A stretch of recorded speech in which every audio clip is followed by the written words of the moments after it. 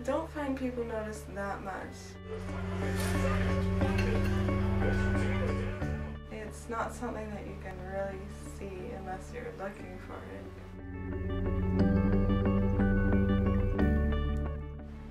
I think I've developed a pretty good attitude towards the injury.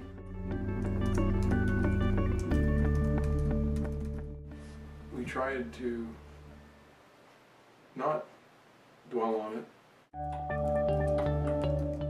It's a hard time. You love your child and you want the very best for them. It's like stretching an elastic band, and then once that stretch is off, then it goes the opposite way and kind of overcompensates, if you like. And then that's where the contractures occur. It's been over 18 years since the injury occurred in my left arm. On the day of my birth, I received an injury to the brachial plexus nerves in my left shoulder. This injury is known as brachial plexus palsy or Erb's palsy and has had a significant impact on the function of my left arm. Basically what brachial palsy, brachial plexus palsy is a compression of the brachial plexus in the neck during the time of an infant being in the birth canal, and when there's prolonged compression on the nerve, then there's damage to the nerve.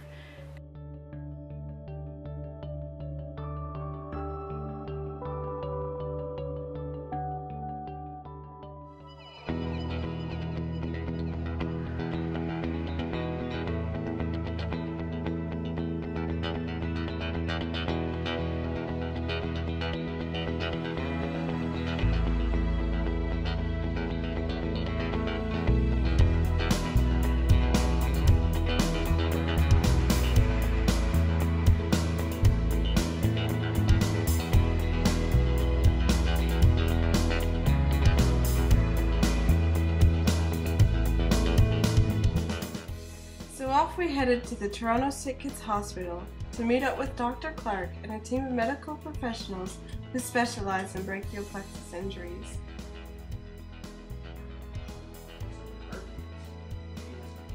It has been 11 years since I've seen Dr. Howard Clark and his team, and we were searching for more answers on my injury. Perfectly reasonable. It's nice to see you again.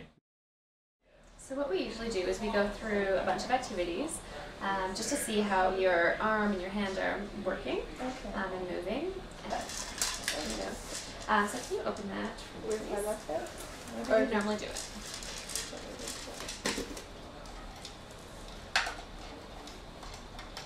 And you take one bead it and put it on the string from the hand. These activities are used by the medical team to help indicate the extent of the injury and assess the arm's limitations.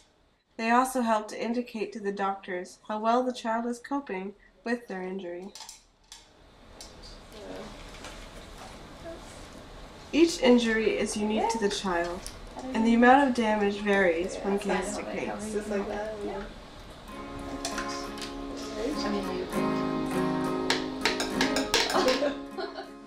For me, I am not able to lift my left arm above my head without assistance. My left elbow cannot fully straighten, and my wrist and fingers have limited movement as well. The muscles in my arm are also very weak. The brachial plexus itself is in the neck area, and so the nerve that's affected, or nerves that are affected, can vary in each child. So for instance, if C5, the cervical fifth nerve, is involved, then that's mostly shoulder and the muscles around the shoulder that will be affected, as well as biceps. The bicep muscle is innervated by C5. Well, when Emily was born, she was a big baby, and we knew that. And when she was coming out, the cord was very tight around her neck, and so the doctor had to deal with that and get her out in a hurry. And it was a little while before she started to breathe, and we were very concerned. So her size and probably the concern with her state at that time because of the cord around her neck probably was the reasons for the injury. And I guess it was a firm tug that caused the damage. We don't know. No, we don't know. But she was 10 pounds, 3.5 ounces. Due to the nature of the injury, the main cause is childbirth. A brachial plexus injury occurs roughly once in every 1,000 live births, and once in every 500 live births over 8 pounds. The larger the weight of the child at birth, the higher the risk of a brachial plexus injury. And initially seeing Emily as a baby, she was a couple months old at the time, there was some facial weakness. Eyelid wasn't able to open fully. Her neck was side bent and rotated on the one side. Arm movement was minimal to nil at the time. And hand and elbow function on the left-hand side was affected as well. The first month of Emily's life, we didn't see a lot of change happen in her elbow, shoulder, wrist, hand movement. By the time she was about 2.5 months, she could move her arm straight. This part hung down. She could lift her arm straight just a little bit. We were really hoping that she would be able to bend her elbow, and she was about 5 or 5.5 months before we actually saw her begin to move her elbow, and it was a cool thing. In the first years of my life, the main goal was to get my arm moving, bending, and flexible. But once I was able to bend my arm, the muscles began to contract, and I have not been able to straighten my arm since.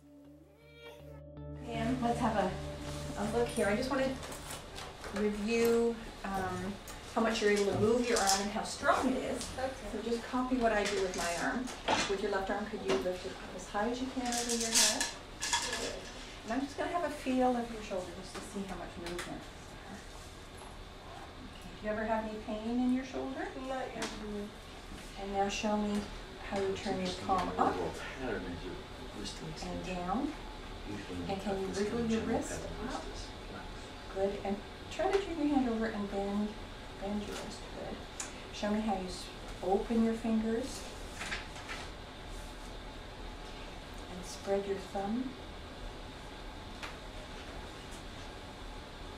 Do you stretch your hand yourself sometimes? Yeah. You might want to just something we want to try to keep as flexible as we can through these knuckles.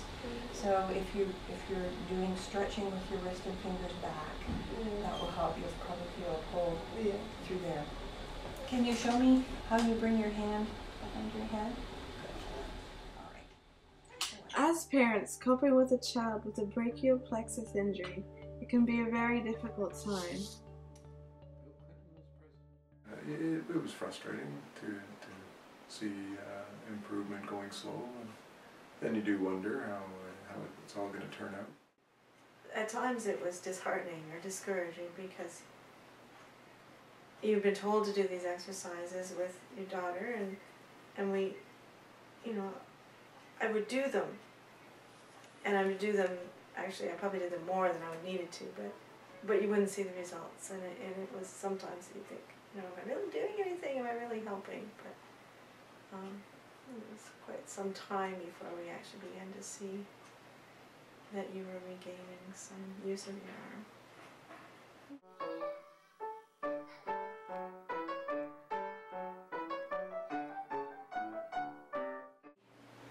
The thing that we found the most difficult watching was her frequent falls. She had some difficulty with her balance, and when she lost her balance, she wasn't able to get her arm out to protect her. When you did do sports, I was worried about you falling and hurting yourself, because you couldn't put your arm out even when you're running around the house. You weren't able to get your hand out and say it hurt. I think you've got hurt a few times because of that. Yeah. This is my hand. As you see, it is kind of bent, but a lot smaller. For appearance, it can be a bit of a a challenge to get over. Just the way you see yourself. Just standing normally, your arms bent, so it can be a bit of an obstacle. The doctor had sort of contorted his arm and showed us what it might look like if we didn't exercise her, and I jumped to when she would be graduating from high school in her prom dress, and just concerns about how she might perceive herself if she did have a less than perfect appearance, and just hoping that other people would treat her well.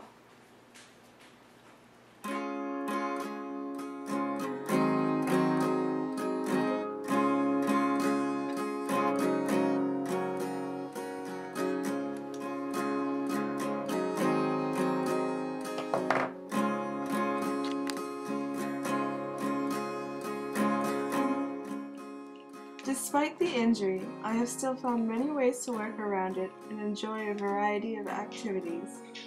Activities like lacrosse, swimming, and even rock climbing. I would launch my arm up, it would grab a rock, and then I would just pull myself up from that. But that was difficult at the beginning because I was mainly using my right arm, so it's hard to rock climb with just one arm. So other activities were also helpful in getting my arm moving and working, even music. Piano was a really good help for my arm. Guitar as well. I was quite determined to learn to play the guitar. It took a while to get the right strumming pattern, to get the strength and to hold the pick in the right spot. But once I got that, it's a lot easier now to just sit and strum and play the guitar, so that was good. So kiss me and smile for me, tell me that you'll wait for me, hold me like you'll never let me go. Find me on the jet plane, don't know when I'll be back again.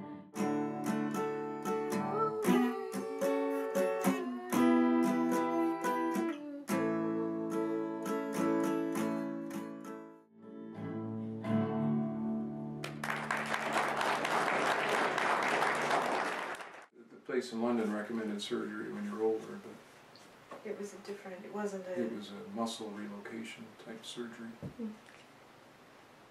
So, and then this, the place in Toronto, Dr. Clark recommended against it because you might end up losing something as well as gaining. So so there was a risk. Yeah, too. and we had to make some decisions in that regard. Yeah. That was December 18th. We got the splint.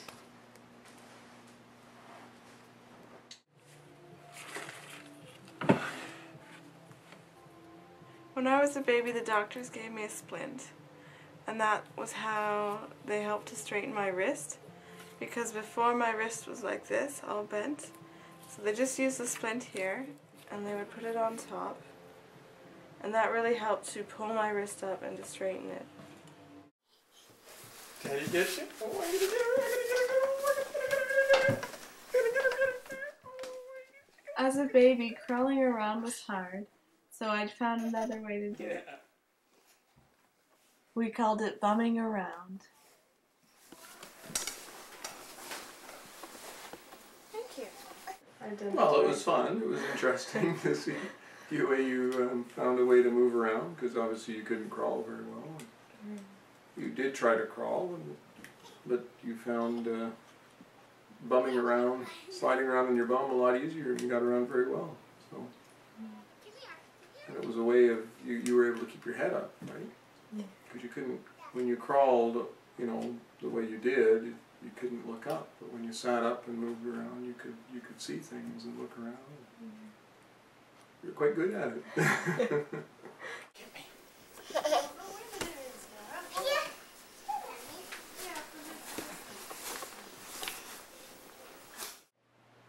When she was really little, things like going up the slide steps, those were harder for her than they would have been for most other children. But so every little milestone that she accomplished was fun and a great celebration for us.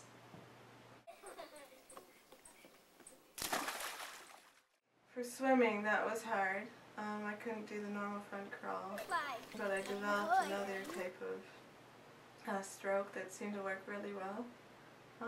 We called it picking the apples and putting it in the basket. So it really just uses the right hand mostly with the left hand, with a bit of movement as well, and then a lot of kicking. Other things were dancing. Dancing was difficult just in terms of using my arm.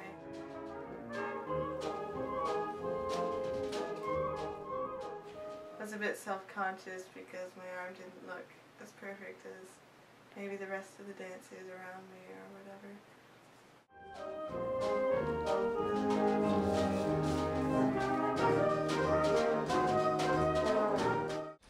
So one of the things we know is that we really can't make a significant change in the amount of strength you have in your arm. Yeah. What it is what it is. And sometimes if you work really hard, it might get a little bit stronger, but as you notice that when you stop doing those things, it goes back to the way it was before. Yeah. So changing the actual movement or strength of your arm isn't something that's really achievable over time. But what we do want you to do is try to keep as much flexibility of your joints as possible, because if you can't move a joint fully through its range, over time it gets stiffer and stiffer. And we want to keep your joints as flexible as possible.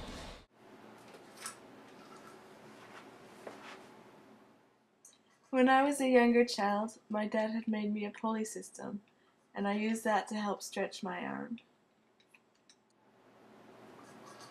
I don't find people really notice that much, like especially my friends. It's not really something that they would think about, I think. They don't really bring it up much. Especially I remember in grade 9, one of my friends, who I had thought had known for a long time, I just mentioned it like we were playing a game or something, and I'm like, oh, I can't do this the same. And they're like, why can't you do that? And I just remember thinking it was really odd that she didn't notice and that I hadn't told her. So then I told her, but yeah, it was interesting. As I grew older, we attended physio regularly, exercised, and worked on improvements, and we have seen some improvements. But more so, just maintaining what I do have and trying not to lose it.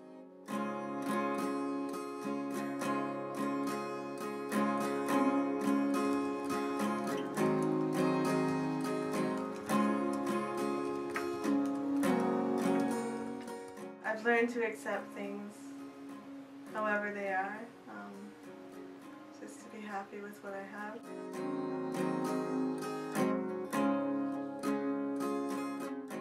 It's a hard time.